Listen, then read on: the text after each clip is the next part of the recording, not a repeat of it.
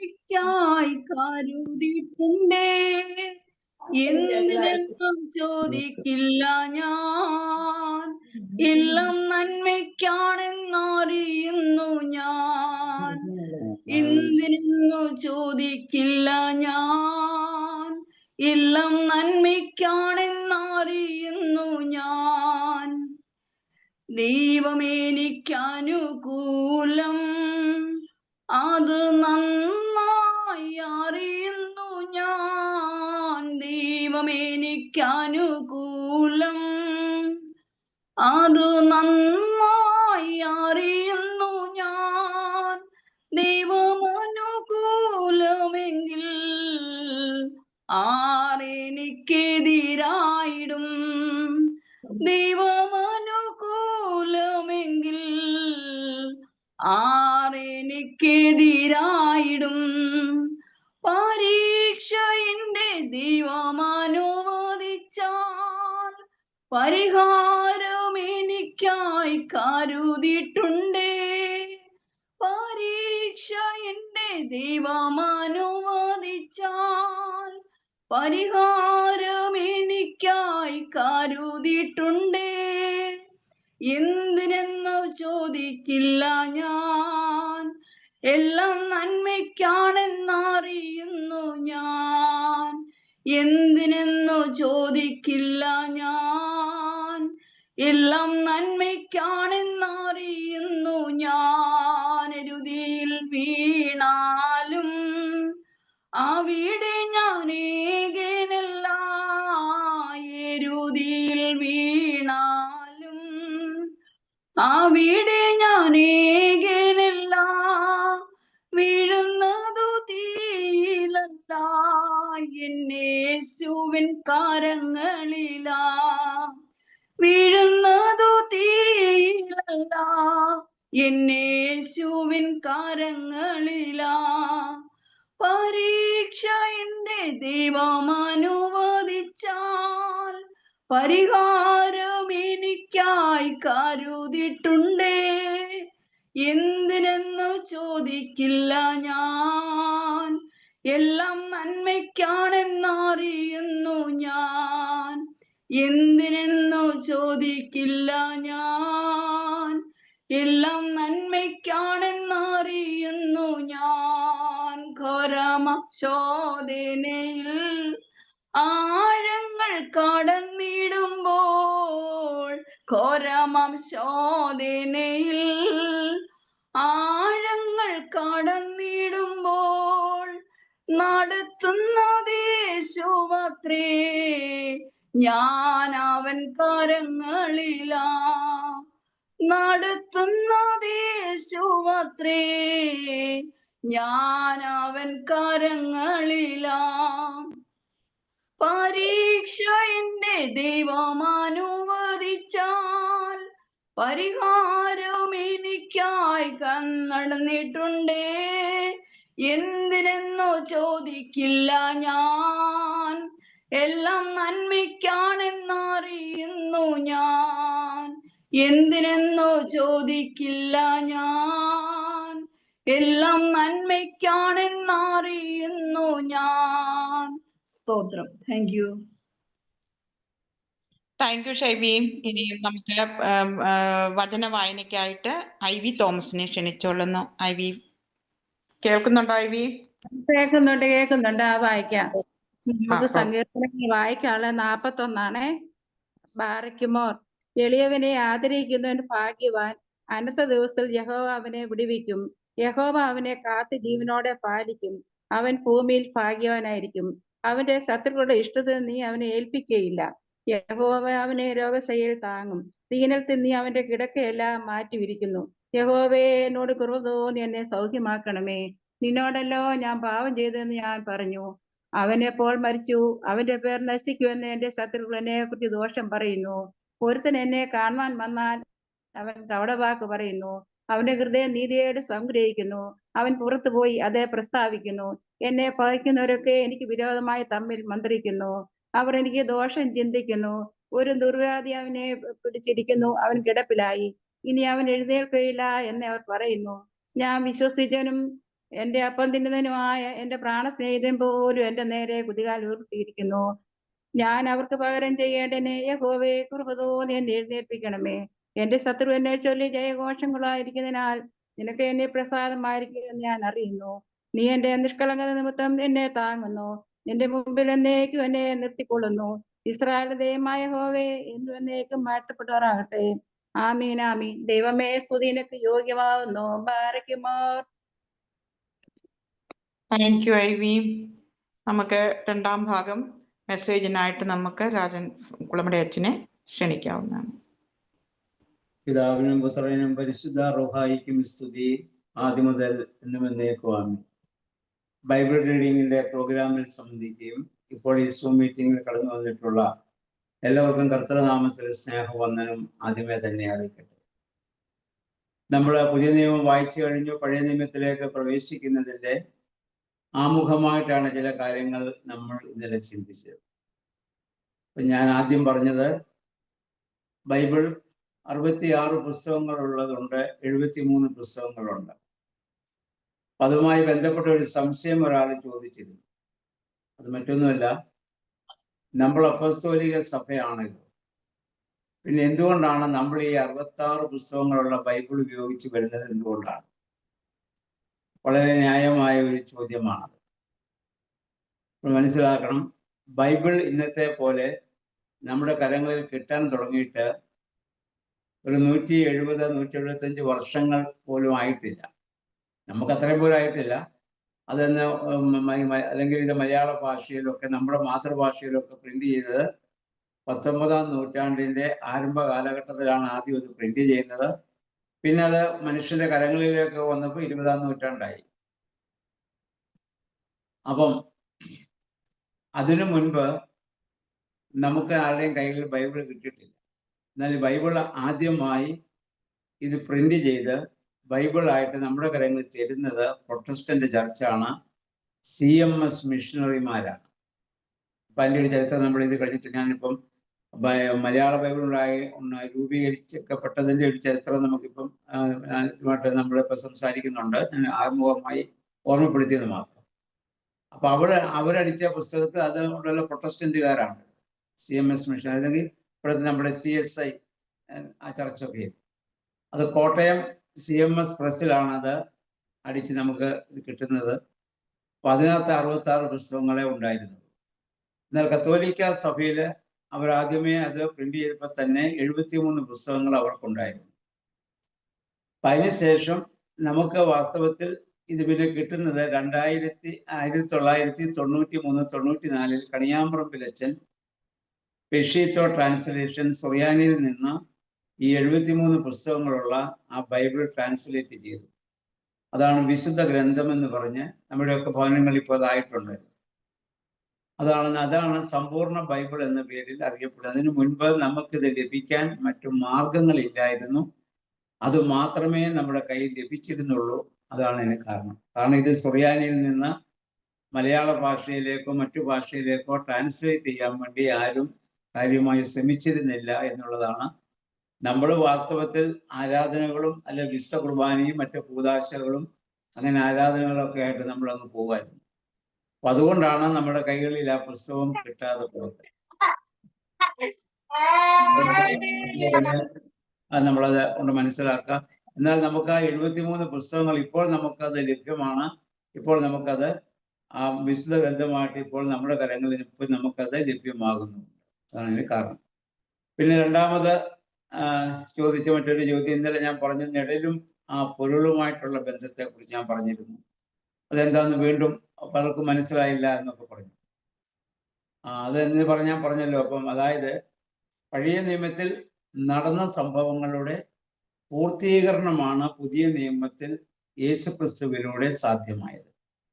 അപ്പം യേശുക്രിസ്തുവിലൂടെ സാധ്യമാകുന്ന രക്ഷയുടെ ആ പ്രവർത്തനങ്ങളുടെ ഷാഡോ അല്ലെങ്കിൽ നിഴലാണ് പഴയ നിയമത്തിൽ സംഭവിച്ചതെന്നും ആ പഴയ നിയമത്തിൽ സംഭവിച്ച സൂചനകളുടെ എല്ലാം പൂർത്തീകരണം യേശുക്രിസ്തുവിൽ വന്ന് പൂർണ്ണമായി എന്നുമാണ് സ്ത്രീഹന്മാരുടെ ഉദ്ദേശിച്ചത്. അതുകൊണ്ടാണ് അതിനെ നിഴലായും പൊരുളായും ഒക്കെ പറഞ്ഞു. ഞാൻ 1-2 ഉദാഹരണം പറഞ്ഞിരുന്നു. ഇസ്രായേൽ ജനം ചെങ്കടൽ കടന്നത് സ്നാനമായിരുന്നുവെന്ന് പൗലോസ്ലീഹ പറഞ്ഞു. 1 കൊരിന്ത്യർ 10:1 മുതലുള്ള വാക്യങ്ങൾ നമ്മൾ ഇന്നലെ വായിച്ചതാണ്. എന്ന് പറഞ്ഞാൽ ഇസ്രായേൽ ജനം സ്നാനപ്പെട്ടു എന്നല്ല അവിടെ പൗലോസ്ലീഹ പറയുന്നത്, അതൊരു സ്നാനമായി നമുക്ക് കണക്കാക്കാമെന്നാണ് പറഞ്ഞത്. അതെന്തിന്റെ സൂചനയായിരുന്നു? യേശു ക്രിസ്തുവിൽ ഒരാള് സ്നാനമുഖാന്തരം പുതിയ നിയമത്തിലെ വീണ്ടെടുപ്പുകാരനായ യേശുവിനോട് ചേരുന്നതിന്റെ സൂചനയായിട്ടാണെങ്കിൽ നിഴലായിട്ട് പഴയ നിയമത്തിൽ അത് സംഭവിച്ചു എന്നാണ് പറയുന്നത്. മനസ്സിലായില്ലേ? അപ്പൊ ആ രീതിയിലാണ് നമ്മൾ. അതുപോലെ തന്നെ യേശു പറഞ്ഞല്ലേ, മോശ മരുഭൂമിയിൽ സർപ്പത്തെ ഉയർത്തിയതുപോലെ മനുഷ്യപുത്രൻ ഉയർത്തപ്പെടേണ്ടതാകുന്നു. യോഹന്നാൻ 3:14 യേശു അത് പറഞ്ഞു. യേശു തമ്പുരാൻ തന്നെ പറഞ്ഞു, പഴയ നിയമത്തിൽ മോശ മരുഭൂമിയിൽ സർപ്പത്തെ ഉയർത്തേണ്ടി വന്നത് പുതിയ നിയമത്തിൽ ഞാൻ ക്രൂശിൽ അല്ലെങ്കിൽ ക്രൂശിക്കപ്പെടാൻ പോകുന്നതിന്റെ, ക്രൂശിൽ ഉയർത്തപ്പെടാൻ പോകുന്നതിന്റെ ആ ഒരു നിഴലായി സംഭവിച്ചു. അത് യേശു അതുമായിട്ട് കൊണ്ടുവന്ന് അതിനെ കൊണ്ട് ബന്ധിപ്പിച്ചിട്ടുണ്ട്. അപ്പൊ കർത്താവ് പറഞ്ഞിട്ടുണ്ട്, സ്ത്രീകന്മാർ പറഞ്ഞ വേറെ പല കാര്യങ്ങളുണ്ട്. അതുകൊണ്ടാണ് നിഴലും പൊരുളുമെന്ന് സഭ പറയുന്നതിന്റെ കാരണം അതാണ്. ഓക്കെ, ഇനിയിപ്പോ ഇന്നലെ നമ്മള് അതിന്റെ കുറച്ച് കാര്യങ്ങൾ നമ്മൾ ചിന്തിച്ചു. അപ്പം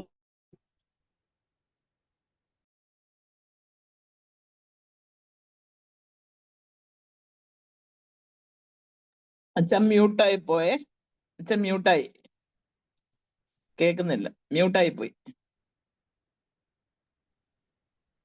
മ്യൂട്ടാ അച്ഛന്റെ ഫോൺ.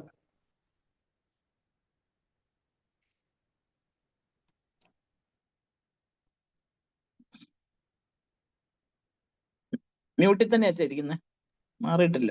ഇപ്പൊ കേൾക്കാവോ? ഇപ്പൊ കേക്കാം, ഇപ്പം കേക്കാം. ഇപ്പൊ കേൾക്കാവോ?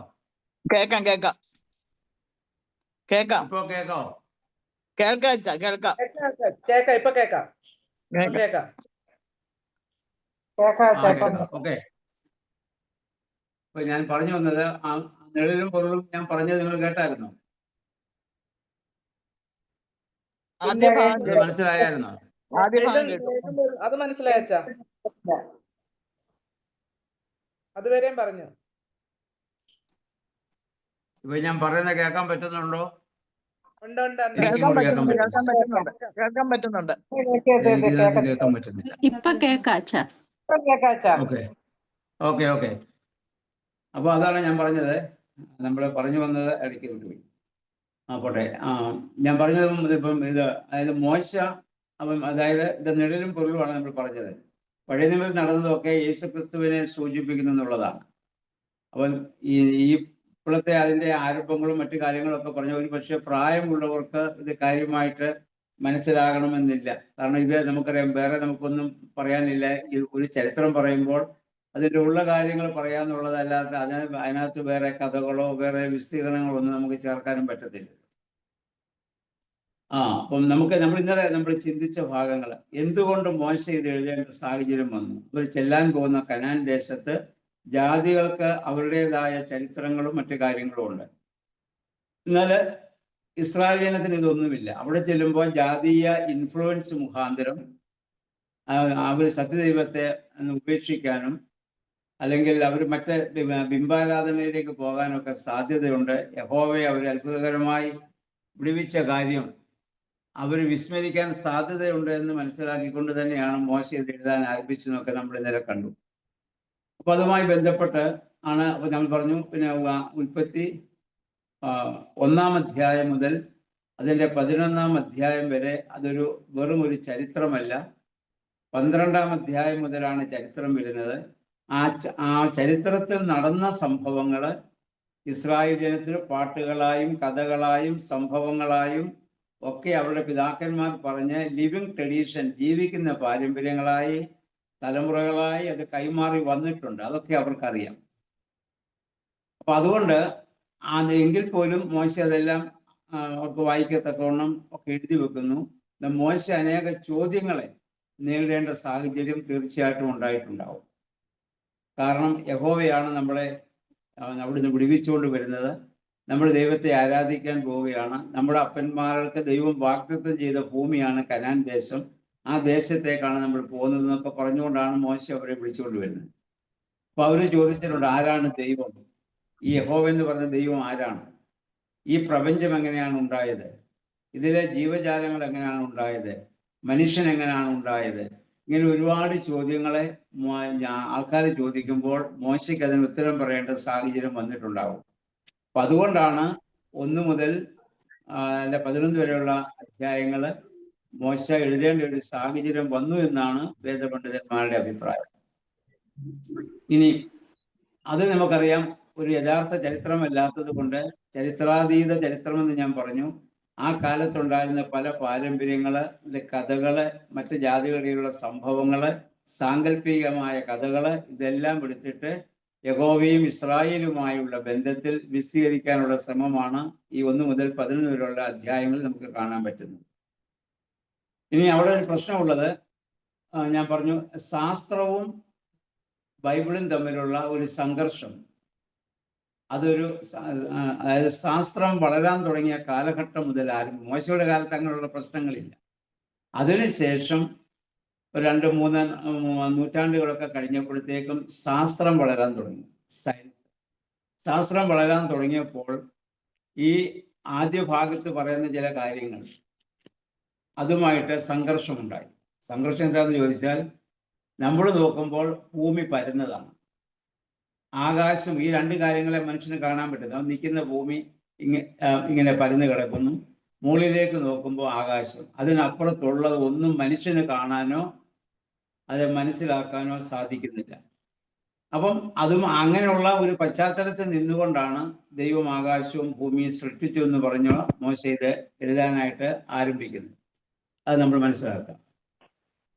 അപ്പൊ അത് പിന്നീട് ഈ അതായത് വേദപണ്ഡിതന്മാരും അല്ലെങ്കിൽ ഇവരുമായിട്ടുള്ള ഒരു സംഘർഷങ്ങൾ, ശാസ്ത്രജ്ഞന്മാരും തമ്മിലുള്ള ഒരു സംഘർഷത്തിലേക്ക് പിന്നെ പോകുന്ന സാഹചര്യം ഉണ്ടായി. കാരണം നമ്മൾ നോക്കുക, അപ്പം ഉൽപ്പത്തി പുസ്തകം 1-ാം അധ്യായമൊക്കെ അനുസരിച്ച് നമ്മൾ നോക്കുമ്പോൾ ഈ ഭൂമി വാസ്തവത്തിൽ പരന്നതാണ്.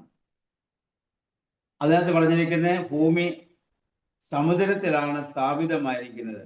സങ്കീർത്തനം 136-6, 24-2 അവൻ സമുദ്രത്തിന്മേൽ ഭൂമിയെ വിരിച്ചു എന്നാണ് അവിടെ പറയുന്നത്. അതുപോലെ തന്നെ സങ്കീർത്തനം 24-2 പറയുന്നത് സമുദ്രത്തിന്റെ മുകളിൽ അവൻ അതിന് അടിസ്ഥാനം വിട്ടു. അപ്പം ഭൂമി നിൽക്കുന്നത് വെള്ളത്തിന്റെ മുകളിലാണെന്നും നിൽക്കുന്നു. അപ്പൊ അങ്ങനെയുള്ള ഒരു കാഴ്ചപ്പാടിലാണ് നമുക്കന്ന് ഇത് ഈ ഭേദഭാഗം വായിക്കുമ്പോൾ നമുക്കത് മനസ്സിലാക്കാൻ പറ്റുന്നത്. അതുപോലെ തന്നെ സൂര്യൻ, ചന്ദ്രൻ, നക്ഷത്രങ്ങളൊക്കെ മനുഷ്യന് വെളിച്ചം നൽകുന്നു. അത് ആകാശവിധാനത്തിൽ ഇങ്ങനെ ചലിച്ചുകൊണ്ടിരിക്കുന്നു. ഭൂമിയാണ് സഞ്ചരിക്കുന്നത് അല്ലെങ്കിൽ ഭൂമിയാണ് ചലിക്കുന്നതെന്ന് മനുഷ്യൻ അറിഞ്ഞുകൂടാ. കാരണം നമ്മൾ നോക്കുമ്പോൾ ഭൂമി ചലിക്കുന്നതായി നമ്മൾ കാണുന്നില്ല. സൂര്യൻ ഉദിക്കുന്നു, സൂര്യൻ അസ്തമിക്കുന്നു. അങ്ങനെ സൂര്യൻ ഉദിക്കുകയും സൂര്യൻ അസ്തമിക്കുകയും ചെയ്യുമ്പോൾ ആരാണ് ചലിക്കുന്നത്? സൂര്യനല്ലേ. അതുപോലെ യോശുവയുടെ പുസ്തകത്തിൽ നമ്മൾ വായിക്കുന്നുണ്ട്, അവിടെ മറ്റു ശത്രുക്കളുമായി യുദ്ധം ചെയ്യുമ്പോൾ യോശുവ സൂര്യനെ ആകാശത്ത് നിർത്തിയെന്ന്. സൂര്യനെ നിർത്തേണ്ട കാര്യമില്ല, സൂര്യൻ അവിടെ തന്നെ നിൽക്കുക. പക്ഷെ അവർ യുദ്ധം ചെയ്ത് തീരുന്നതും വരെയും അന്ന് ഇരുട്ടുണ്ടായിരുന്നു. അതുകൊണ്ടാണ് യോശുവ സൂര്യനെ അവിടെ വിലക്ക് നിർത്തിയെന്ന് പറയാൻ കാരണം. ദൈവം അതിനുള്ളൊരു സാഹചര്യം അവർക്ക് അവിടെ ഉണ്ടാക്കി കൊടുത്തു. പക്ഷെ അവരൊന്ന് മനസ്സിലാക്കുന്നത് സൂര്യൻ അവിടെ നിന്നു എന്നുള്ളതാണ്. കാരണം സൂര്യൻ ചലിക്കുന്നെന്ന് അവർ ആ കാലങ്ങളിൽ അവർ മനസ്സിലാക്കിയിരുന്നു. പക്ഷെ സയൻസ് പുരോഗമിച്ചപ്പോൾ നമുക്കറിയാം അതിന്ന് മാറിയിട്ട് ഭൂമി അതിൻ്റെ അച്ചുതണ്ടിന്മേൽ കറങ്ങുകയാണെന്നും സൂര്യനും അവിടെ തന്നെ നിൽക്കുകയാണെന്നും ആ സൂര്യനെ വലയം വെച്ചാണ് മറ്റു ഗോളങ്ങളും ഭൂമിയൊക്കെ സഞ്ചരിക്കുന്നതെന്നും ഇപ്പോൾ മനുഷ്യൻ വളരെ വ്യക്തമായി ഇത് മനസ്സിലാക്കുകയും അത് പ്രഖ്യാപിക്കുകയും ചെയ്തിട്ടുണ്ട്. അതുകൊണ്ട് പഴയ വേദപുസ്തകം എഴുതിയേക്കുന്നത് തെറ്റല്ലേ എന്ന് ചോദിച്ചല്ല. കാരണം വേദപുസ്തകം എന്ന് പറയുന്നത് ശാസ്ത്രം പഠിപ്പിക്കാൻ, സയൻസ് പഠിപ്പിക്കാൻ എഴുതിയ ഒരു പുസ്തകമല്ല. അതുകൊണ്ടാണ് ഇത് ചരിത്രമല്ല എന്ന് സഭ പറയുന്നതിൻ്റെ കാരണം. അത് ചരിത്രാതീത ചരിത്രമായിട്ട് ഇതിനെ കാണുന്നതും അതുകൊണ്ട് തന്നെയാണ്. അതൊരു സംഘർഷത്തിലേക്ക് പോകേണ്ട യാതൊരു കാര്യവുമില്ല. കാരണം അതിനകത്തുള്ള പല കാര്യങ്ങളും സാങ്കല്പികമായിട്ടുള്ള സംഭവങ്ങൾ ഉണ്ടാവാം. ആയതുപോലെ തന്നെ മനുഷ്യന് മനസ്സിലാകത്തക്കനുള്ള പ്രതീകാത്മകമായിട്ടുള്ള കാര്യങ്ങളുണ്ട്. അപ്പൊ നമ്മൾ മുന്നോട്ട് 1-ാം അധ്യായം മുതൽ നമ്മൾ മുന്നോട്ട് വായിച്ചു പോകുമ്പോൾ നമുക്കത് ഓരോ ഭാഗത്തും ചെല്ലുമ്പോൾ അതുമായി ബന്ധപ്പെട്ട ഭാഗങ്ങൾ വരുമ്പോൾ അത് നമുക്ക് വിശദീകരിക്കാവുന്നതാണ്. അപ്പം അതുകൊണ്ട് എന്നാൽ ഇപ്പം ആ ശാസ്ത്രവും ബൈബിളുമായിട്ടുള്ള ആ തർക്കത്തിൽ വേദപണ്ഡിതന്മാരോ അല്ലെങ്കിൽ ശാസ്ത്രമോ ഇപ്പോൾ ഒരിക്കലും ഇടപെടുന്നില്ല. കാരണം അത് അങ്ങനെ ഒരു പശ്ചാത്തലത്തിൽ എഴുതിയതാണെന്ന് ബോധ്യമുള്ളത് കൊണ്ടാണ് അങ്ങനെ വരാനുള്ള കാരണം.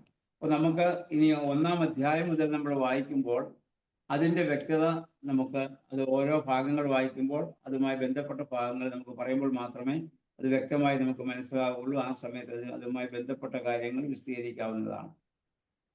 ഇനി നമ്മൾ മുമ്പേ പറഞ്ഞല്ലോ, നമ്മുടെ ഈ മലയാള വേദപുസ്തകം ഉണ്ടാകാനുള്ള ആ ചരിത്രം നമ്മളൊന്ന് മനസ്സിലാക്കുന്നത് വളരെ നല്ലതാണ്. എങ്ങനെയാണ് നമ്മുടെ കൈകളിൽ ഇപ്പോൾ ഈ ബൈബിൾ ലഭിക്കാൻ കാരണമായിട്ട് തീർന്നത്? ഇതിനു മുൻപ് നമ്മുടെ ആരുടെയും കൈകളിൽ ബൈബിൾ ഇല്ലായിരുന്നു. നമ്മുടെ വൈദികരുടെ ഓർമ്മ ദിവസം ചൊല്ലുന്ന പ്രാർത്ഥനയിൽ ഇപ്രകാരം ഒരു പ്രാർത്ഥനയുണ്ട്: കർത്താവേ, നിന്റെ വിശുദ്ധ ഗ്രന്ഥങ്ങളിൽ നോക്കിയിട്ടുള്ള കണ്ണുകൾ ചിതലിനും പുഴുവിനും കൂടുകളായി ഭവിക്കുമാറ് അവയെ നീ അന്ധകാരമയമാക്കി തീർക്കരുത്.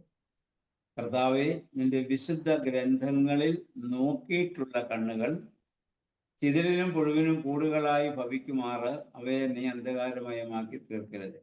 അത് വൈദികരുടെ ഓർമ്മ ദിവസം നടത്തുന്ന പ്രാർത്ഥനയിലാണ് പുരാതനമായി എഴുതി വെച്ചത്. കാരണം അന്ന് ഈ വിശുദ്ധ ഗ്രന്ഥം നോക്കാനുള്ള ഭാഗ്യം വൈദികർക്ക് മാത്രമേ ലഭിച്ചിരുന്നുള്ളൂ. കാരണം ഏതെങ്കിലും പണ്ട് ഉണ്ടായിരുന്നതിൻ്റെ ഏതെങ്കിലും ഒരു പ്രതി, അതിൻ്റെ കോപ്പി ഓരോ പള്ളിയിലും ഉണ്ടായിരുന്നു, അതിൻ്റെ കൈയെഴുത്ത് പ്രതികൾ.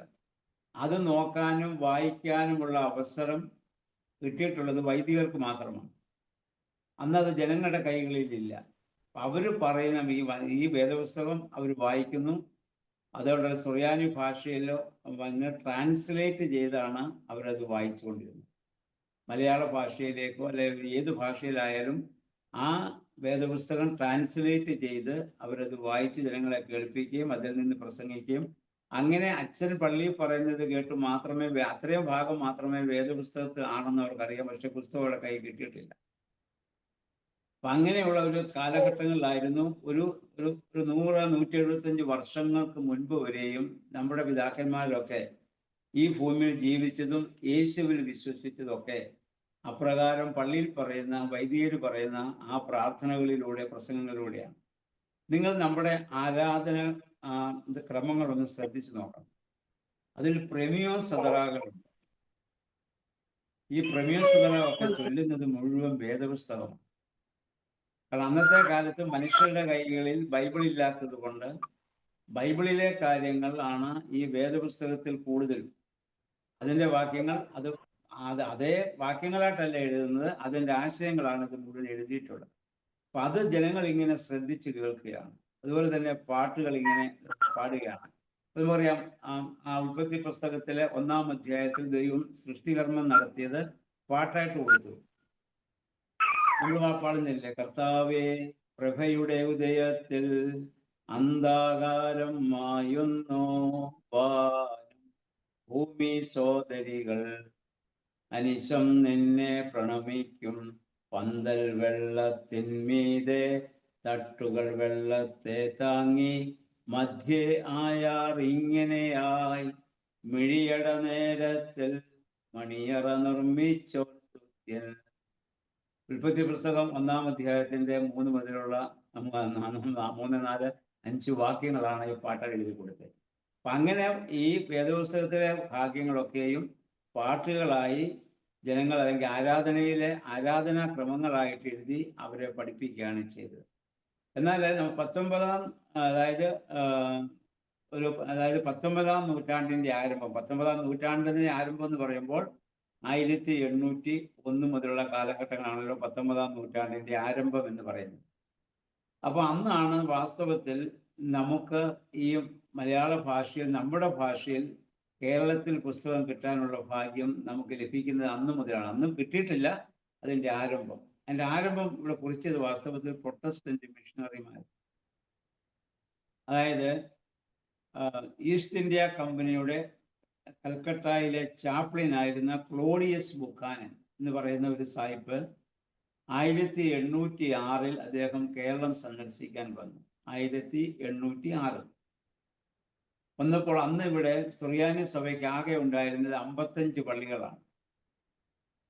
വെറും 55 പള്ളികളാണ് ഈ സുറിയാനി സഭയ്ക്ക് മൊത്തത്തിൽ കേരളത്തിലുള്ളത്. അതിനകത്ത് നമ്മുടെ ജ്ഞാനായ ഭദ്രാസനപ്പെട്ട കോട്ടയം വലിയ പള്ളിയുണ്ട്, കലിശ്ശേരി പള്ളിയുണ്ട്, റാന്നി വലിയ പള്ളിയുണ്ട്, നീലമ്പേരി പള്ളി എന്നുണ്ടോ എന്ന് എനിക്ക് അറിഞ്ഞുകൂടാ. ഈ 3 പള്ളികൾ എന്തായാലും അതിനകത്ത് ഉൾപ്പെട്ടിട്ടുണ്ട്. അതെല്ലാം കൂടെ കൂട്ടി ആകെ ഉണ്ടായിരുന്ന 55 പള്ളികളും ഒരേ ഒരു മെത്രാപ്പോലീത്ത, അതാണ് മലങ്കര മെത്രാപ്പോലീത്ത എന്നറിയപ്പെട്ടിരുന്നത്. ഒരേ ഒരു മെത്രാനും ഉള്ള സംവിധാനമേ ഉള്ളൂ. അപ്പൊ അതിനൊക്കെ ആളുകളൊക്കെ നമുക്കുള്ളൂ അന്ന് ഇവിടെ ഉള്ള കേരളത്തിൽ, നമ്മുടെ അല്ലെങ്കിൽ സുറിയാനി സഭയുടെ അംഗങ്ങളായിട്ടുള്ളത്. അപ്പൊ അദ്ദേഹം ഇവിടെ വന്നപ്പം ആളുകൾക്ക് ബൈബിള് കിട്ടിയാൽ വായിക്കണം എന്നൊക്കെ ആഗ്രഹമുണ്ട്. അപ്പൊ അവരുടെ നാട്ടിലൊക്കെ നേരത്തെ തന്നെ അതിന്റെ ട്രാൻസ്ലേഷൻസ് ഒക്കെ വന്നിട്ടുണ്ട് ഇംഗ്ലീഷ്. അപ്പം അതിന്റെ ഇവിടെ നമുക്ക് കൊണ്ടുവന്നൊരു കാര്യമില്ല. അപ്പൊ ഇവിടുത്തെ ഭാഷകൾ കിട്ടാനുള്ള മാർഗം എന്താണെന്ന് അദ്ദേഹം ഇങ്ങനെ ചിന്തിച്ചപ്പോൾ പള്ളികളിലെല്ലാം ഇതിന്റെ സുറിയാനിയുടെ ഓരോ പ്രതിയുണ്ട്, ഓരോ കോപ്പിയുണ്ട്. അത് നോക്കിയിട്ടാണ് അച്ഛന്മാര് ഈ വേദപുസ്തകത്തിന് വായിച്ചു കൊടുക്കുകയും അതിന്റെ അർത്ഥം പറഞ്ഞു കൊടുക്കുകയും പ്രസംഗിക്കുകയും ഒക്കെ ചെയ്തുകൊണ്ടിരുന്നത്. അപ്പൊ അങ്ങനെ 1806 അദ്ദേഹം റാന്നി സെന്റ് തോമസ് വലിയ പള്ളിയിൽ വന്നു. റാന്നി വലിയ പള്ളിയുടെ ചരിത്രത്തിൽ അത് രേഖപ്പെടുത്തിയിട്ടുണ്ട്. വലിയ പള്ളിയിൽ വന്നപ്പോൾ റാന്നി വലിയ പള്ളിയിൽ നിന്ന് സുറിയാനിയിലുള്ള ഒരു കയ്യെഴുത്ത് പ്രതി കിട്ടി. ആദ്യത്തെ 4 സുവിശേഷത്തിന്റെ മാത്രമാണ്, സമ്പൂർണ്ണ ബൈബിളില്ല. വിശുദ്ധ മത്തായി, മർക്കോസ്, ലൂക്കോസ്, യോഹന്നാൻ എന്നീ 4 സുവിശേഷത്തിന്റെ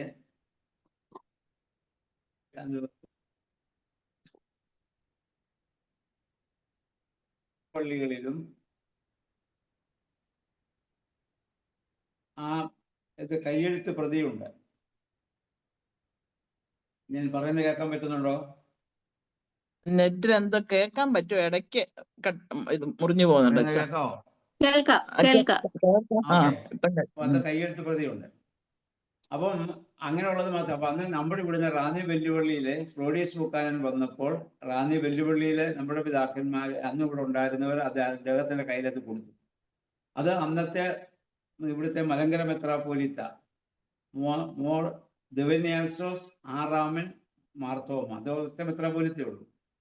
അപ്പൊ അദ്ദേഹത്തോട് ചെന്ന് ഇത് പറയുകയും എന്നിട്ട് അത് അന്ന് ട്രാൻസ്ലേറ്റ് ചെയ്യാൻ വേണ്ടിയുള്ള ക്രമീകരണം അന്നത്തെ മലങ്കര മെത്രാപ്പോലീത്തയും ക്ലോഡിയസ് ബുക്കാനും കൂടെ ചേർന്ന് അത് ചെയ്തു. അതന്ന് ട്രാൻസ്ലേറ്റ് ചെയ്ത് കൊടുത്തത് അത് കായംകുളത്തുള്ള ഒരു പീലിപ്പോസ് റമ്പാച്ചനും അന്നത്തെ തമിഴ് ഭാഷാ പണ്ഡിതനായിരുന്ന തിമപ്പ പിള്ളി, അവരുടെ പേര് അങ്ങനെയായിരുന്നു, തിമപ്പ പിള്ള. അവർ രണ്ടും കൂടെ ചേർന്നിട്ടാണ് അത് സുറിയാനിയിൽ നിന്ന് അത് ട്രാൻസ്ലേറ്റ് ചെയ്തു. ഇന്ന് നമ്മൾ വായിക്കുന്ന മലയാളമല്ല, ചതുര വടിവിലുള്ള അക്ഷരമാണ് അക്കാലത്തേത്. അന്ന് ഇവിടെ കൂടുതൽ ഉണ്ടായിരുന്ന തമിഴ് ഭാഷയാണ്.